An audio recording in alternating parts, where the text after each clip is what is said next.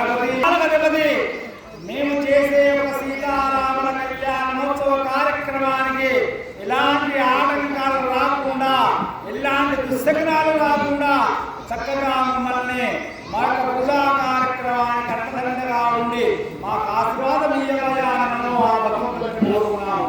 తదుపరి ఇప్పుడు కలశారాధన చేస్తాము. ప్రధానంగా లక్ష్యం పెట్టాం కదా, కలశానికి పూజా కార్యక్రమం చేసుకోవడం ఉంటుంది.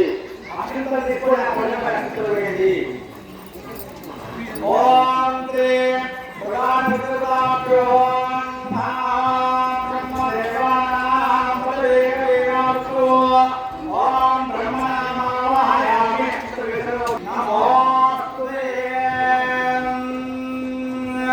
Oh